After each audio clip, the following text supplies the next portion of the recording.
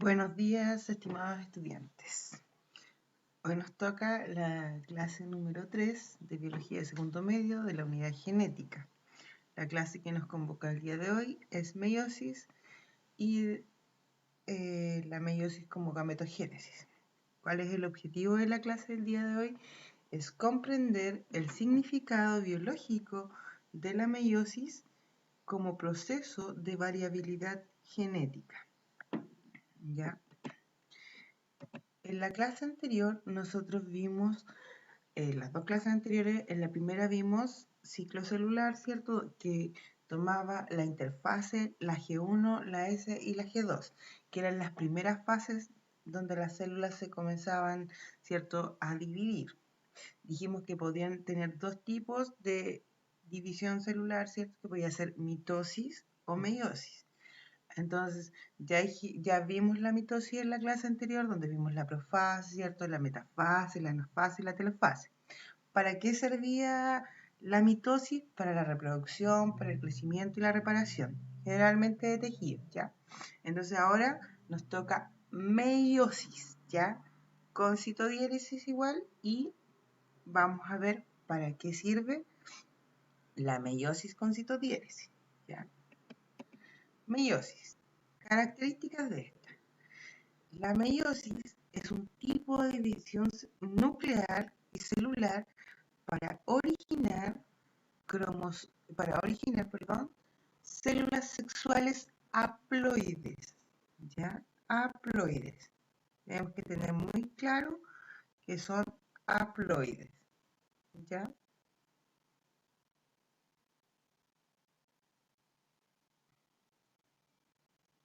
Entonces, ya, tienen que tener muy claro que la meiosis se utiliza con el propósito en el cuerpo humano de la producción de gametos o células sexuales, es decir, espermatozoides u óvulos. Su objetivo es hacer células hijas con exactamente la mitad de cromosomas que la célula inicial. Ya.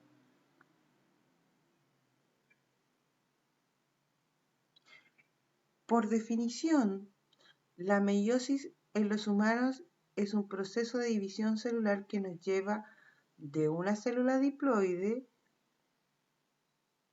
una con dos juegos de cromosomas, a células haploides que tienen un solo juego de cromosomas. En los seres humanos, las células haploides producidas por meiosis son espermatozoides u óvulos. Cuando un espermatozoide y un óvulo se unen en fecundación, sus dos juegos haploides de cromosoma se combinan para formar un conjunto diploide completo en el genoma nuevo. Bueno, la meiosis presenta dos fases. Nosotros vamos a partir viendo la primera fase, ¿ya? Entonces, ¿qué podemos decir? Los pares homólogos se separan durante la primera ronda de división celular, llamada meiosis 1, ¿ya? Entonces, vamos a partir con la meiosis 1. La meiosis 1 tiene una etapa de profase 1, donde lo más importante es el leptonema. ¿Qué ocurre aquí? El material genético se... Ya. ¿Qué pasa con la profase? La profase tiene varias subetapas, ¿ya? Entonces aquí podemos encontrar las partes más importantes de esta son el leptonema, cigonema, el paquinema y el diplonema, ¿ya? Entonces, ¿qué pasa con esta? Por ejemplo, en el leptonema, que fue en el que estábamos viendo antes que se cortara el video, obviamente, en el leptonema el material genético se encuentra laxo, ¿cierto? Se aprecian los cromómeros a lo largo de los filamentos. Ustedes los pueden ir viendo, ven los filamentos y ven los puntitos, ¿ya? Y aquí tenemos 2N4C. Después viene el cigonema, que es el apareamiento de los cromosomas homólogos, la sinapsis. Cada par de homólogos forma una teta bivalente. ¿Qué quiere decir esto? Que los cromosomas se tocan en ciertos puntos y a eso se le llama sinapsis, ¿ya? Y se van formando como tetradas bivalentes, o sea, quedan juntitas. ya, por un rato, y esto sigue siendo 2N4C. Ya dije que la profase era una de las más largas y que a su vez tenía su etapa. Ya, después tenemos la etapa de la profase 1, tenemos el paquinema. ¿Qué quiere decir paquinema? El paquinema es cuando se forma el crossing over, ¿ya?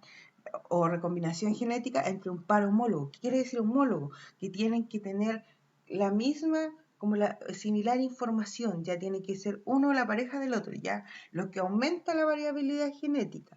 Ya, por ejemplo, eso quiere decir, ¿ya? ¿Qué quiere decir esto? Que en realidad ellos como que se abrazan, se ganan uno encima del otro, ¿ya? Entonces, al ganarse uno encima del otro, van entrecruzando la información, ¿ya? Y así es más fácil el intercambio del material genético, ¿ya? Y seguimos con 2N4C, obviamente. Ya, después viene la etapa, ya. Entonces, después de esto viene la misma profase, lo que se llama diplonema. ¿Ya? ¿Qué quiere decir esto? Quiere decir que se observan los quiasmas. Los quiasmas son lugares donde hubo recombinación genética, o sea, donde se tocaron y se cambiaron. ¿Qué quiere decir esto? Por ejemplo, cuando ustedes salen con una amiga y esa amiga tiene un suéter rojo y la otra tiene un suéter azul y ellas se abrazan y una le pasa una manga roja a la otra y la otra queda con una manga azul. Eso es, son puntos donde hubo recombinación genética, ¿ya? Y seguimos con 2N4C. Después viene la diacinesis. ¿Qué es la diacinesis? Es cuando los quiasmas se hacen terminales, ¿cierto? Se desorganizan la membrana nuclear y comienza a organizarse el uso mictótico. Esto quiere decir que se están preparando para emigrar a los polos, ya a las planas ecuatoriales. ¿Se acuerdan que vimos eso en la mitosis? Entonces, ¿qué pasa?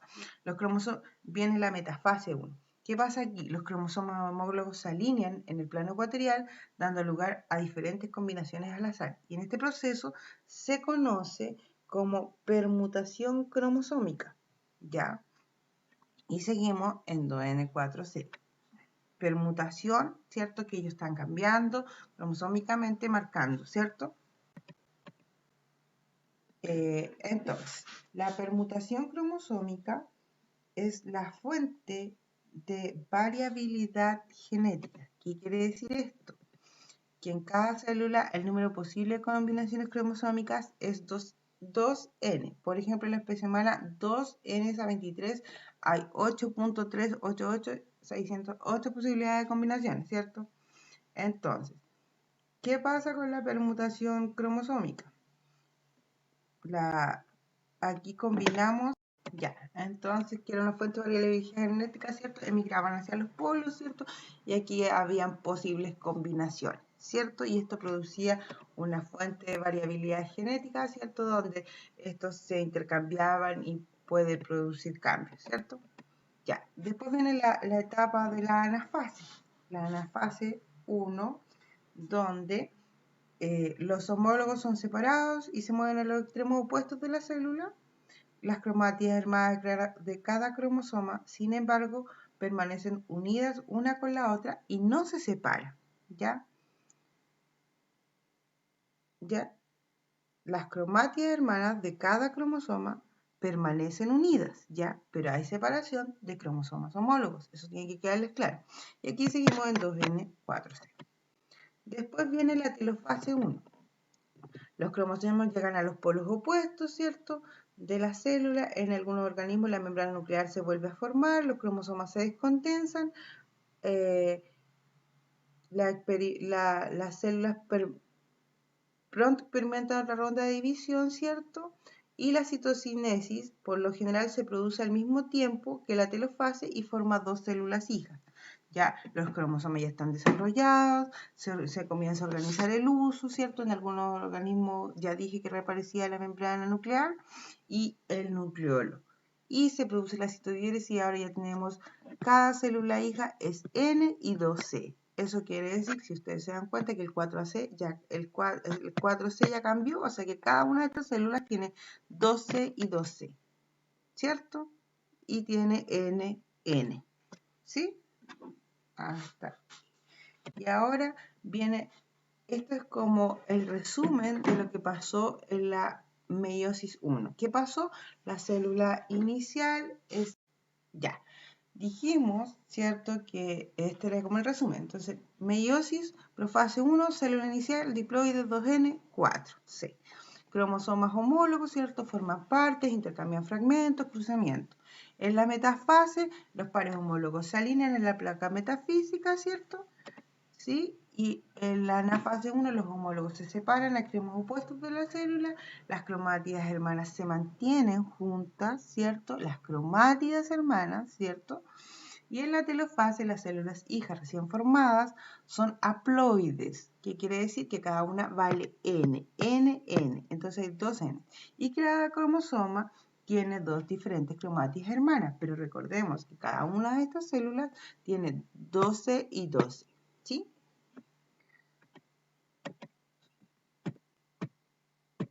Y así es como ustedes lo verían en un microscopio. Obviamente, si estuviéramos haciendo una clase de microscopía, sería esto más o menos lo que ustedes observarían. Ya. Y entramos a la meiosis 2. ¿Qué pasa en la meiosis 2? Etapa de profase, sus características son que desaparece, ya tenemos las dos células, ¿cierto? Desaparece la carioteca y el nucleolo cuando hay y se forma el huso. La cromatina de nuevo se condensa y seguimos teniendo N y 2C. N, cada célula tiene un N, 2C, célula N, 2C. ¿Ya? Después viene la etapa de la metafase 2, ¿cierto? Que se alinean los cromosomas en el ecuador de la célula en un miembro de cada par, ¿cierto? Y seguimos con N2C, ¿sí?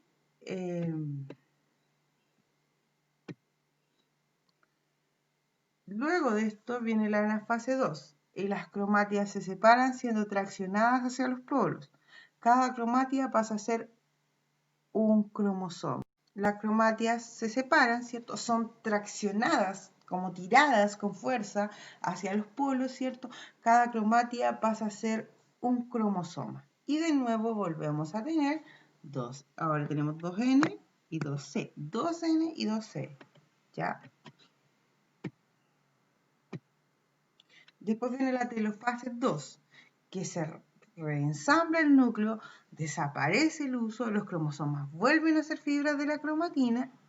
Al final de esta etapa se produce la citocinesis, que acuérdense, perdón, la citodiéresis, perdón, que es cuando las células se cortan y aparecen dos células. Entonces, ¿qué tenemos ahora? De las dos células que tenemos, ahora tenemos 4, porque cada una de ellas dio 2, ¿ya? Entonces, tenemos 4 y cada célula es N y C. ¿Qué quiere decir? N, N, C, C, C, C. De las 4 que teníamos, ahora queda una C en cada célula, una N en cada célula. Algo maravilloso. Y la síntesis de esto generalmente es de la meiosis 2, son que en las células iniciales, ¿cierto? Son haploides, hechas en meiosis 1, ¿cierto? En la profase 2. Y los cromosomas se comienzan a condensar. Después viene la metafase 2, ¿cierto? Donde los cromosomas se alinean en la placa metafísica. Quiero que les quede claro que la placa metafísica es como la línea del ecuador del planeta, el centro, ¿ya? Después de la anafase 2, las cromátidas hermanas se separan a extremos opuestos de cada célula. Y en la telofase 2, los gametos recién formados son haploides y cada cromosoma tiene una sola cromática. ¿Ya? Que es lo que me interesa que les quede bien claro. Ahora, el proceso de no disyunción cromosómica. Ya, entonces, ¿qué pasa con el de no disyunción cromosómica? Pasa que en la anafase 1, en vez de que emigren dos hacia abajo y todos hacia arriba, la cantidad que tendría que emigrar, no emigran, entonces se van unos hacia arriba y los otros, queda uno solito hacia abajo. Eso se llama habitualmente trisonomía, ¿ya? ¿Qué quiere decir esto? Que cuando esto pasa, las células reciben una carga diferente.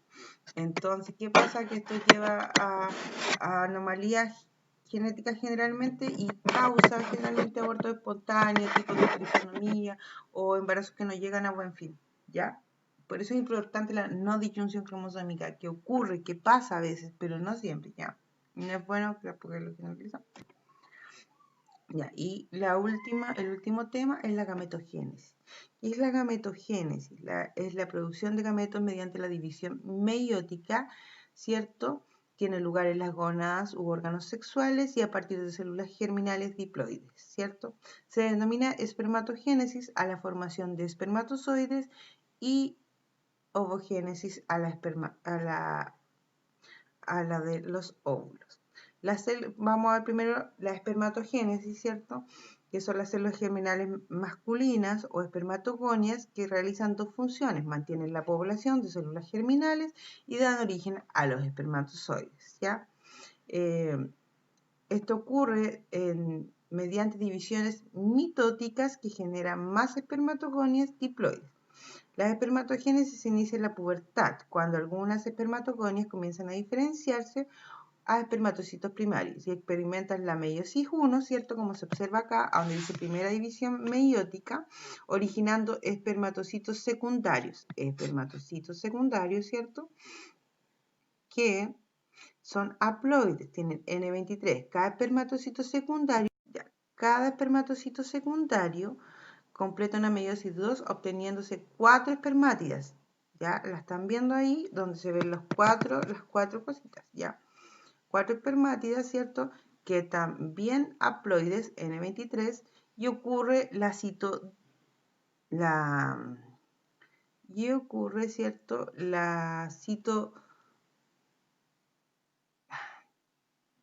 citodiéresis, ¿cierto? Que hace que al final pasen a una diferenciación, ¿cierto? Y aparezcan 4 espermatozoides, que es lo que vamos a ver después, la diferenciación que ocurre para la espermatogénesis. Después de esto vamos a ver la ovogénesis, ya, ¿qué es la ovogénesis? La ovogénesis son células germinales femeninas ovogonias, se producen por mitosis en las gonas embrionarias hasta que entre en el tercer o séptimo mes de vida prenatal. Se diferencian a los ovocitos 1. El número de estos es finito, pues ya no existen células madre. En la vida prenatal, los ovocitos 1 inician primera meiosis, pero esta queda interrumpida en etapa de profase antes del nacimiento. En el momento del nacimiento, una niña posee alrededor de 1 millón de ovocitos, todos detenidos en profase 1, y así permanecen hasta la pubertad.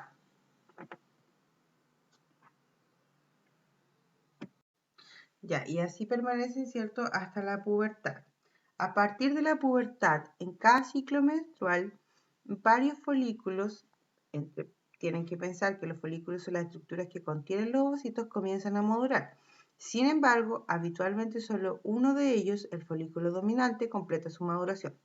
El ovocito 1 del folículo dominante retorna y concluye la primera división meiótica. Y aparece ahí como primero. ¿Ya? El resultado de la meiosis 1 son dos células haploides, el ovocito 2, ¿cierto? Y el primer corpúsculo polar. ¿Sí? La citocinesis ocurre de tal forma que el ovocito 2 recibe casi todo el citoplasma en detrimento del globo polar. Este último muere en tanto el ovocito 2 es liberado del ovario en el proceso llamado ovulación. El ovocito 2 comienza su descenso por la trompa de Falopio hacia donde inicia la meiosis 2. Sin embargo, esta división se completa solamente si el ovocito 2 es fecundado. En este caso se forman dos células. El óvulo, ¿cierto? La gameta funcional que inmediatamente se funciona con el núcleo del espermatozoide y otro pequeño, el globo polar, que degenera. Por lo tanto, partiendo por el ovocito 1, en la mujer se obtiene una sola gameta funcional.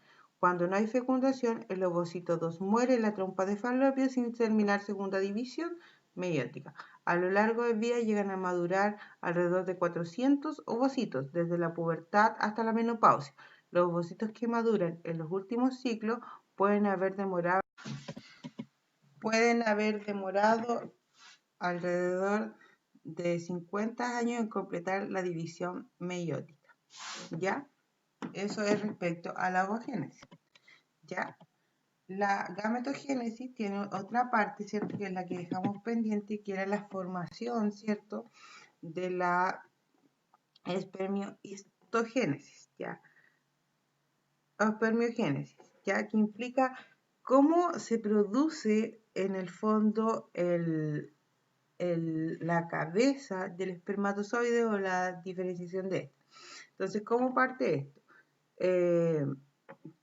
Pasa que las células, ¿cierto? Que tienen núcleo, obviamente, aparato de Golgi, mitocondrias, centriolo, el aparato de Golgi se concentra muy cerca del núcleo, ¿cierto? Las mitocondrias se concentran muy cerca de la región de los centriolos y uno de ellos se transforma en un flagelo, ¿ya? Al formarse el flagelo, se inicia la formación del acrosoma, ¿ya? Entonces parte del citoplasma se va eliminando, ¿cierto?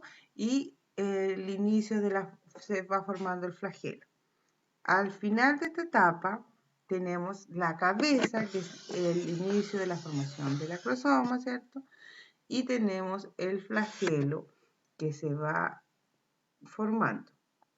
Entonces, la formación del acrosoma es un derivado lisosómico cuyas enzimas participan en la fecundación y la adquisición del flagelo que constituirá la cola del espermatozoide. Sin embargo, los espermatozoides no adquieren movilidad hasta después de su almacenamiento en el epididio. Todo este proceso de espermatogénesis dura alrededor de 64 días y depende de la hormona masculina testosterona, debido a la mantención de la población de espermatogonias, la espermatogénesis. Ya. Entonces, después, aquí están los dos gametos, ¿cierto? El masculino, que es el espermatozoide, y el femenino, que es el óvulo. Y las actividades que realicen una breve comparación entre la mitosis y la meiosis, lo anoten en su cuaderno, los puntos más importantes o relevantes de cada uno. Y muchas gracias por su atención y nos estamos viendo en el próximo video. Cualquier duda o pregunta, ustedes saben cómo comunicarse conmigo. Muchas gracias.